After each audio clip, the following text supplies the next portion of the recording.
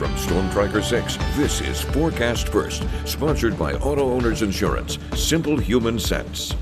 Temperatures across mid-Michigan this afternoon currently sitting in the mid to upper 70s. We're at 77 degrees in places like Lansing, Charlotte, and Ionia, 76 for our current temperature in St. John's and Owasso. We're going to hold on to mostly dry conditions as we go throughout the rest of the day, but even when we do see sunshine, it's going to be that hazy sunshine yet again. Wildfire smoke still lingering across mid-Michigan this afternoon. It will continue to impact our air quality as we go throughout the rest of the day. However, I'll let you know when that smoke is finally expected to exit coming up in just a little bit. 6 News at Noon starts right now. WMMS is here for you, celebrating 75 years of bringing you the news with 6 News at Noon. And good afternoon, I'm Kirk Montgomery. Thank you for joining us for 6 News at Noon. It is primary election day in mid-Michigan. The polls are open. Voters will narrow down major races and decide whether to approve proposals in their communities. So here's a look at what some of us here in mid-Michigan can expect to see on the ballot. Voters in the city of Lansing, you've got quite a few choices to make today. You'll narrow down the list of candidates for mayor as well as city council seats, both at large and in the 4th Ward. Plus, you'll get to decide whether to renew the current parks millage, which pays for improvements and upgrades in city parks and trails. The city says if passed, this would not increase taxes. Staying in Ingham County, in Lansing Township will consider an electric franchise proposal. If approved, the township would lock in a 2012 deal it made with the Lansing Board of Water and Light, essentially confirming the existing agreement and making it permanent. In Clinton County, Bath Community Schools asking voters to approve nearly $27 million for building and site improvements. The district says if passed, taxes are not expected to increase. In Eaton County, voters will choose their county commissioner for District 1. The city of Hillsdale will narrow down the candidates running for mayor. Out of the 4 candidates on the ballot, the 2 with the most votes will advance to the general election in November. And in Jackson, voters will narrow down city council candidates for Ward 3, again with 2 of the most votes running against one another in November. Also on the ballot today, Meridian Township asking voters to pass 2 proposals for a new community and senior center. However, voters must approve both for the project to come to fruition. The first is a project bond to pay for the construction of the new center, which right now is estimated to cost around $24 million. The second is an operating millage, which would pay for operations at the new space once it opens. That's projected to cost around $1.1 million a year. The township says combined, these would cost the average homeowner about $138 a year. Again, both have to pass. Voters in Lansing who are looking for transportation to the polls can do so for free. The Capital Area Transportation Authority is providing free rides to polling sites to help eliminate barriers for voters. There is no ID requirement. When you board, simply tell the bus driver where you plan on voting. However, same-day rides for CATA's Spectran and rural services are not available. Be sure to stay with 6 News, both online and on air, for full election coverage. We'll be following these races throughout the day and updating you with results once polls close at 8 o'clock tonight. Texas Democrats who left the state to block attempts to vote on a congressional redistricting plan say they will stay away until the end of the Texas legislature's special session. Despite threats of arrest from Texas Governor Greg Abbott, Republicans want to redraw the maps to gain at least 5 more GOP seats. As Natalie Brand reports, the move is triggering a response from Democratic states to redraw their own maps.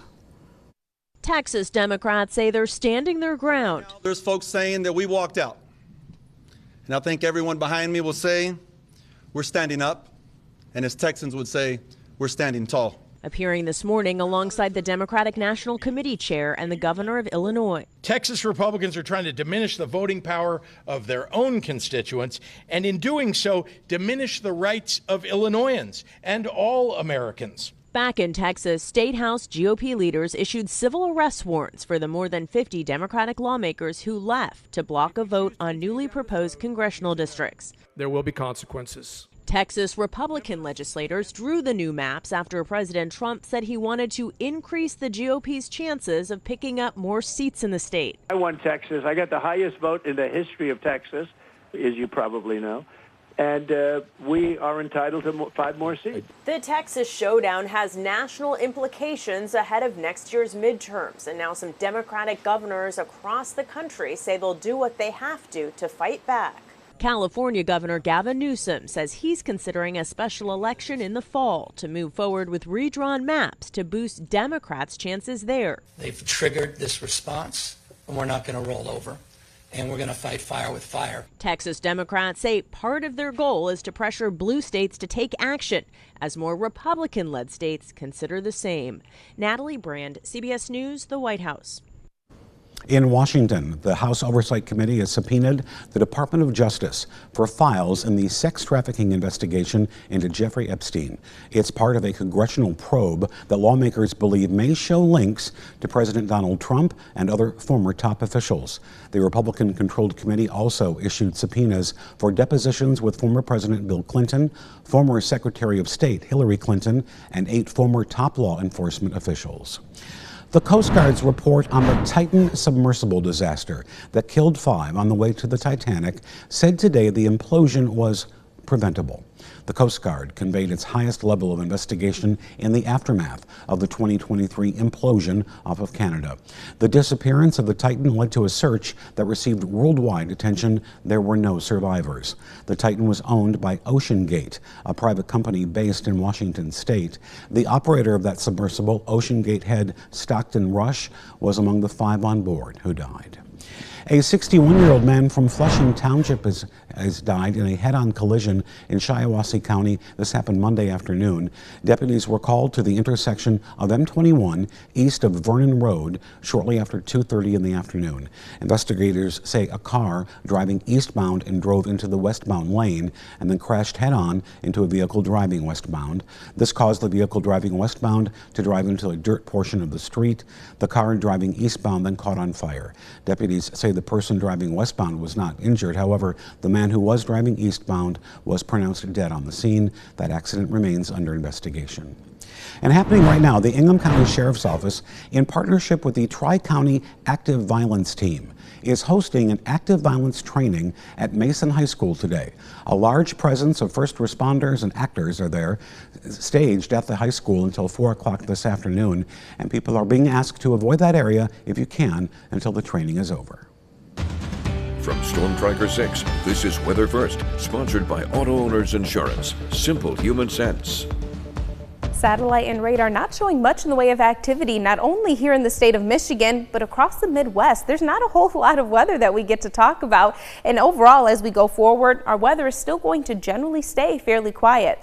Currently outside this afternoon, we have dry conditions and a lot of sunshine across mid-Michigan as well. That's overall going to remain the case as we go throughout the rest of our Tuesday. However, the area of high pressure that's kind of providing all of this dry weather and sunshine is going to allow our moisture to just slightly increase this afternoon and evening. As a result, we're going to notice a very slight uptick in our humidity, and also will increase our chance for a couple of isolated sprinkles across the region. Overall, still only a 10 to 20% chance that we cash in on any rainfall across the area. Repeating that exact same situation for our Wednesday, a better chance for a couple of showers across the region by then, and maybe an isolated rumble of thunder. And then just in time for our Thursday, we get to repeat it all over again. Mostly sunny as we go throughout the bulk of the day by then. By Thursday afternoon, because of that lingering moisture across the area, another 10 to 20% chance of an isolated rain shower. Overall, as we go forward, notice rainfall chances going to be very minimal, so no significant chances for any widespread precipitation across even the entire state of Michigan. Now, while that is good news for any of your outdoor plans that you may have, not so good news in terms of the overall drought conditions that we have across the area.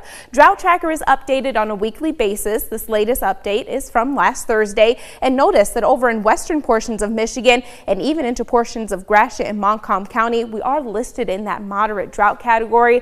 And since we don't have any significant chance for rain in the forecast, unfortunately, it does look like these drought conditions will worsen as we go throughout the rest of the week.